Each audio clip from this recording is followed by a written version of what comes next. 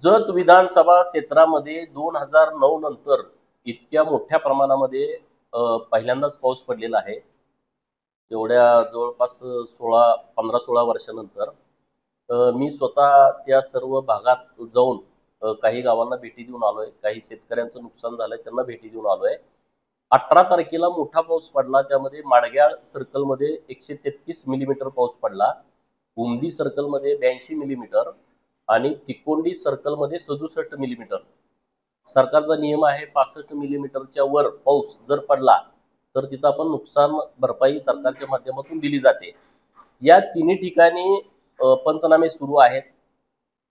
माननीय प्रांत साहेब, माननीय तहसीलदार साहेब, अप्पर तहसीलदार संघ आणि कृषी विभागाचे आपले तालुका कृषी अधिकारी यांच्या मी पूर्ण वेळ संपर्कामध्ये आहे। जिथं कुठं अडचण असेल तिथं त्यांना सूचना दिलेल्या आहेत।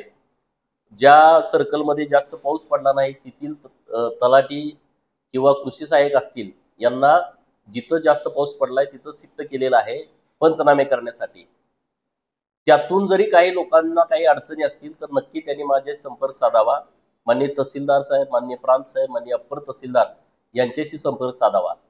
आता ज्या भागामध्ये 65 मिलीमीटर पाऊस पडला नाही परंतु सतत संततधार पाऊस पडतोय आणि त्यामुळे शेतकऱ्यांचं मोठं नुकसान आहे।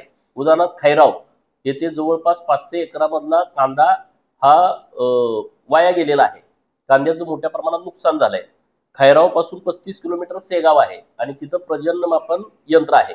आता तिथं 65 मिलीमीटर पेक्षा कमी पाऊस दाखवतोय परंतु खैरावला पाऊस जास्त पडलाय आणि म्हणून मंगळवेढा तालुक्यातलं जे खैराव पासून 12 किलोमीटर वरती प्रजननमापक यंत्र आहे त्याचा बेस पकडून त्या गावाला मदत मिळावी असे माननीय कलेक्टर साहेबांना विनंती केली। कलेक्टर साहेब म्हणले ते आपल्या हातात नाही, आपण पाठवू विशेष बाब म्हणून, परंतु तिथले पंचनामे करण्याच्या सूचना दिलेल्या आहेत। अन्य काय सकाळी मला कोळगिरीतून फोन आले की आमच्या इथे नुकसान झालंय आणि मग आमचं पंचनामे होत नाही।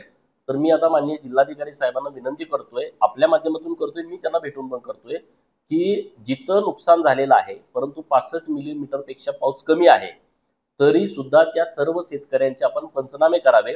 आम्ही माननीय मुख्यमंत्री महोदयांच्या ही बाब निदर्शनास आणून देऊ की 65 मिलीमीटर पेक्षा पाऊस कमी आहे परंतु सतत पाऊस पडण्यामुळे या शेतकऱ्यांचा कांदा असेल, मका असेल, बाजरी असेल, तूर असेल किंवा अन्य पिकं असतील, काही ठिकाणी डाळिंब आहेत, काही ठिकाणी द्राक्षे आहेत, तर याचं मोठ्या प्रमाणात नुकसान झालंय। त्याला सरकारनं विशेष बाब म्हणून भरपाई द्यावी। तर प्रशासनाला माझी विनंती आहे, जिथं शेतकऱ्यांचं नुकसान झालंय त्याचे पंचनामे आपण करावेत। शेतकऱ्यांनी काही चिंता करण्याची आवश्यकता नाही। राज्याचे लाडके आणि लोकप्रिय मुख्यमंत्री माननीय देवाभाऊंनी सांगितलेलं आहे की शेतकऱ्यांचं जे नुकसान होईल त्याची भरपाई सरकारच्या माध्यमातून मिळणार आहे। आता isakal.com आहे देशातील नंबर 1 ची मराठी न्यूज वेबसाईट। प्रत्येक अपडेटसाठी isakal.com ला नक्की भेट द्या।